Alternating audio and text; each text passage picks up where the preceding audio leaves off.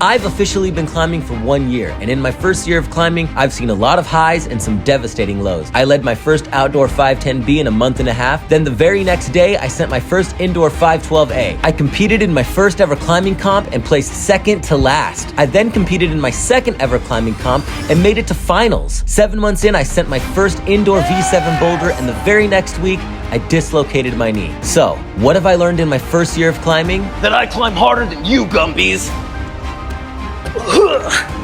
Yeah! And I bat hang better than Batman. I'm a natural, baby. So here's the thing. None of that fucking matters. Until...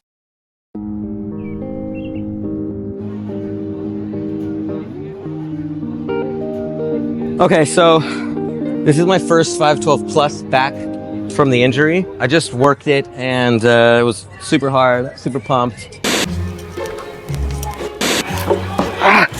Dang it! Oh, God, it's so hard. I'm so pumped. Fresh. It feels good, though, to be working 12 pluses again. Having good projects. I can use my full range of motion, drive hard off my knee. So this is a really tough boulder start. Maybe V4, V5 boulder start. Here, hanging off this, pulling up, pushing, and then balancing as tight as you can to the wall to get your foot here up to this hold. That's just the start. This is just the start. The rest is crazy. All right, here we go. Adrenaline.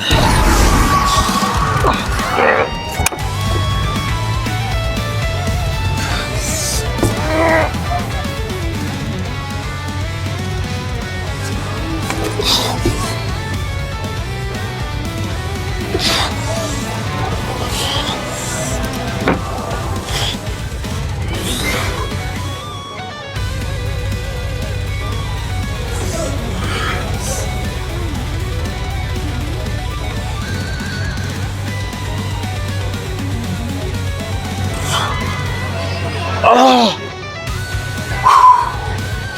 God. Oh my gosh. It takes so much flexibility for that. Wow.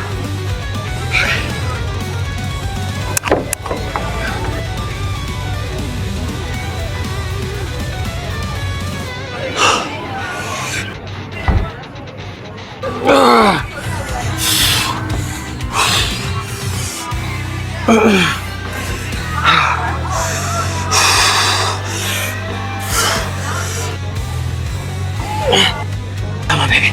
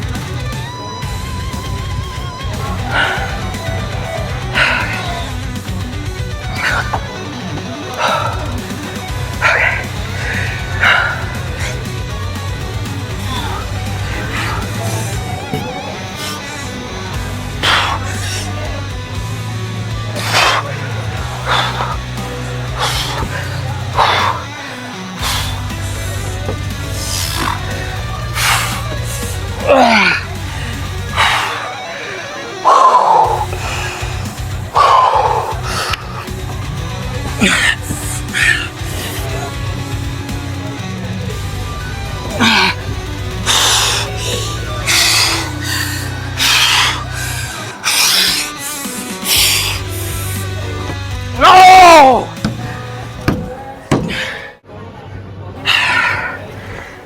Dang it! Let me know in the comments if you can relate. That's so frustrating. That is so frustrating. I thought I had this end. Dang it! Dang it!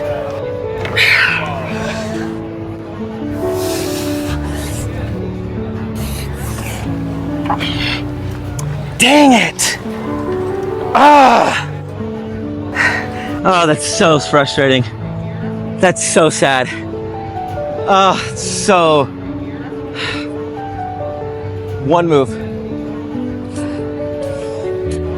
Felt super strong. Working this felt really good. I thought I felt so good the whole time. Just that, God, I was right at the top and I'm like, I have it. I'm gonna send this. Oh, it's so frustrating. Well, all right. I guess that's just what projects are, you know?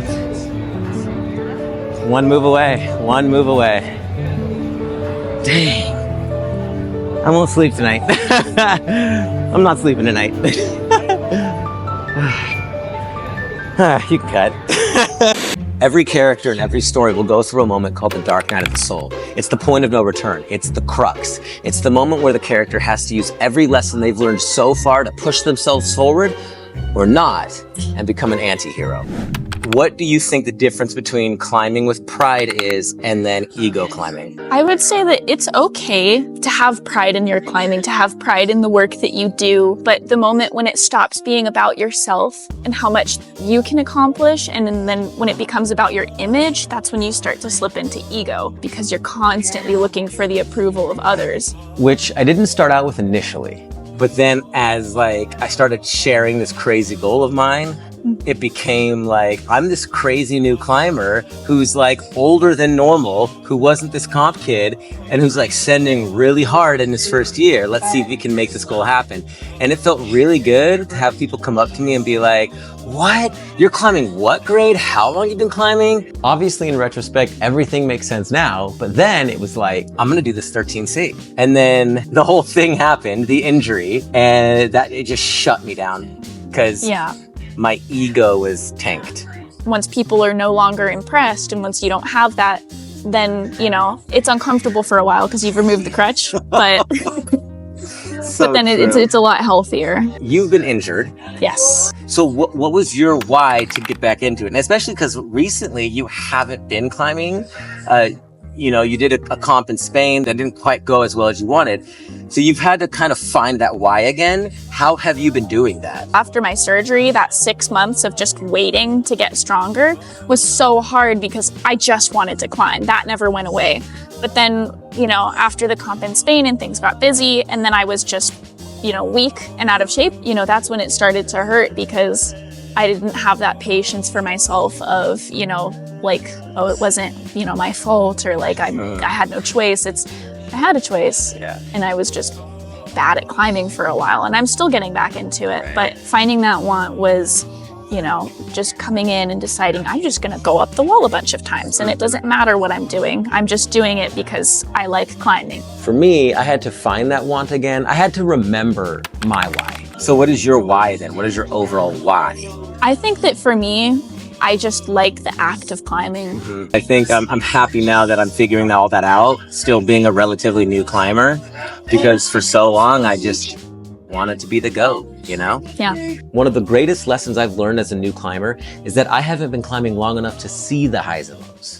Okay, so this is my first real boulder project since the accident. Ironically, it's kind of in the same spot as the accident. The V6, it's called Howell's Stationary Castle. So if I can send this boulder, it might be a little redemption. Starts on this undercling jug, pull over to the side pull crimp, down to this crimp. This is the same kind of foot chip that I popped off of with my left foot in almost this exact area to fall here where I dislocated my knee. I would say this part's nearing the crux. You're falling into this awful side crimp pull into this press, and then you're matching on this to move over to this sloper where you're popping up into a side pull crimp. You got to hit it way lower though than you think. So I got to aim for this little spot there. And then from there, you're using the volume to press up to the undercling side pull crimp up to the finish. Who knows if I'll send it today? I don't think so, but it's good to be back on a project that's hard, Here we go.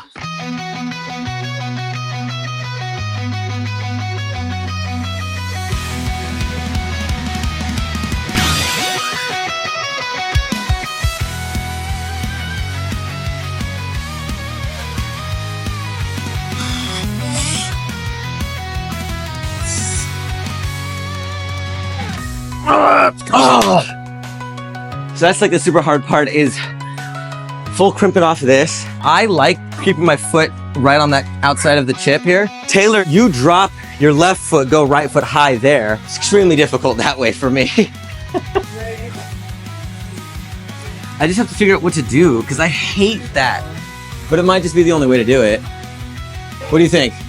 I think you just gotta do it. All right. Come on, man.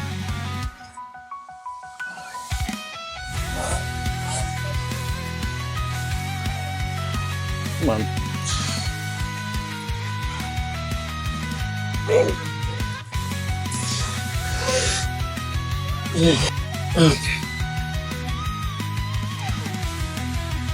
Okay, so you go here.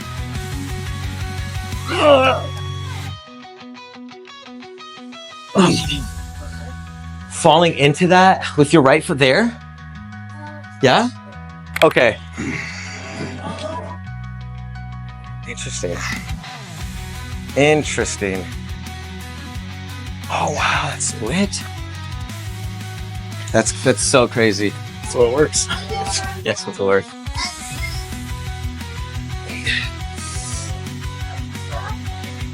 There you go. Come on. Ah.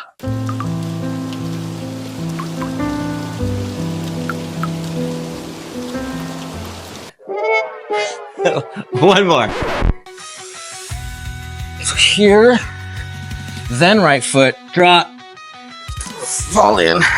Get left foot up. Right foot up again. There you go. Now hit. Now stretch. Okay. There you go. Drop here.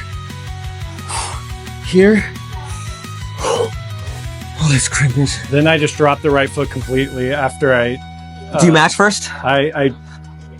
Yeah, and then I drop it. God. Well, that's progress. Oh, yeah.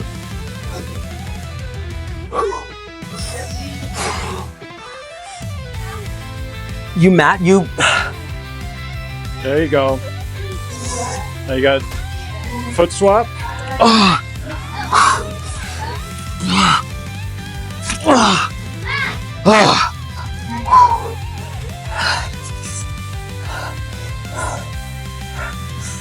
You do have a left foot. Where?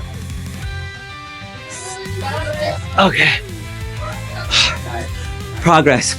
Well, and I forgot about the left foot. Don't forget, you have the volume too. So I would hit the volume. Oh, are you going here? Yeah. Then pulling up? Yep. Oh, I see. Yeah, very good. Oh, you switched to right foot. Come on.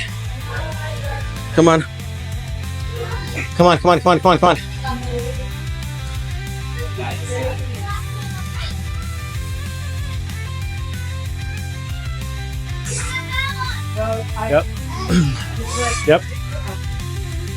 Foot swap. Oh! That's it. That's it. I think what you're having issues with is you have to maintain that tension up top. So it's almost like as you pop, you're moving your arms in that exact same speed. So you're maintaining that. Imagine you have a ball on your shoulders. I see. And if you move at all, it's falling off. So Genius. It's just, Genius.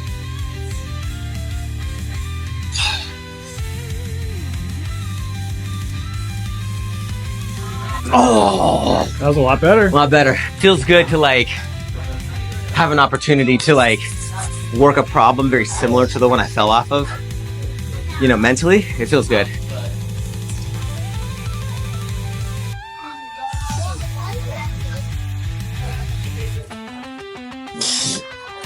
Oh! So I'm a little burnt on this now. Until next time. I have sent this last half already.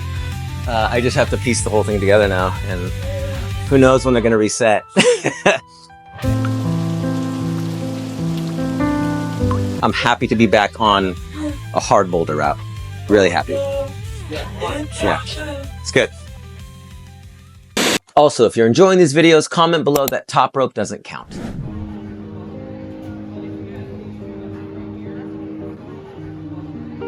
Kai Lightner talked to Alex Honnold in Climbing Gold about going into attack mode. Yeah, well, how do you find the personal motivation? It's like, where do you draw the motivation to keep pushing yourself? The motivation for me is strictly internal. I was like setting myself up mentally because I have to create the environment for myself in order to be able to get in like attack mode when it comes to a route. What does attack mode mean to you? I guess when I think about attack mode, I think about like this like space that I go into. It's like a mental space where everything outside of just like what's immediately in front of me gets cleared away.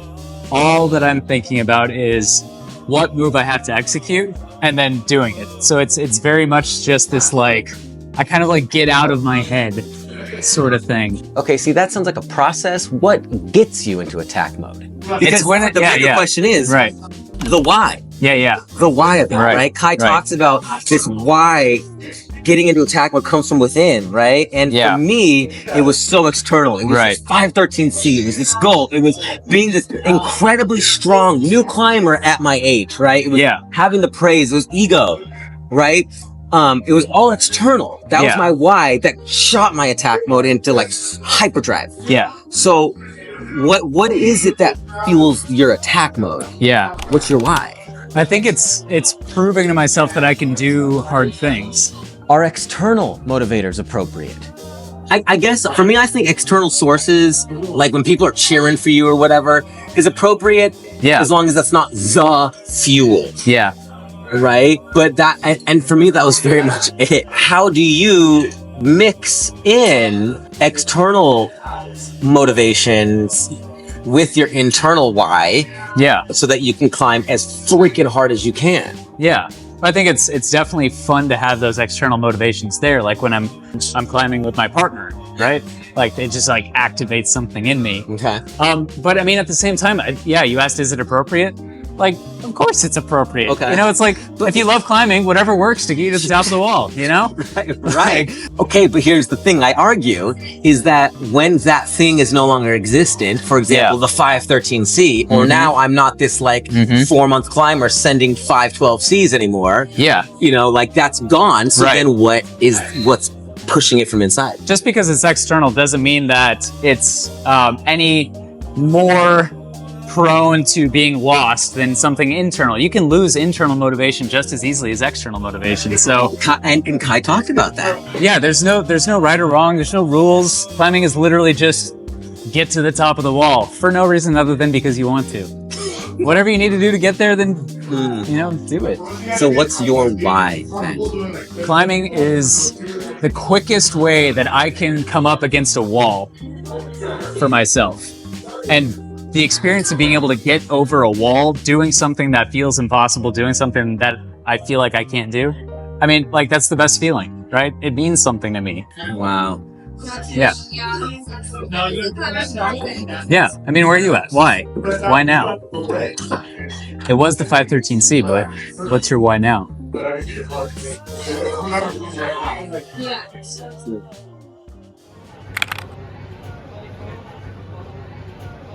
Let's go.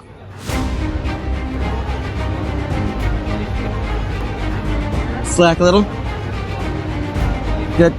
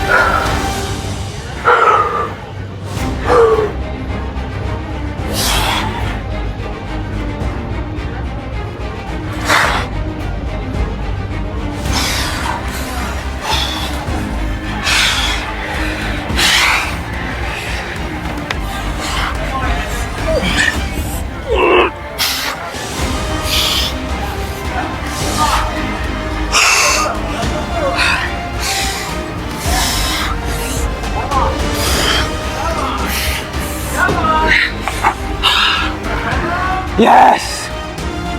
Yes! Yes! Yes! Great route, man. Great route. Yes.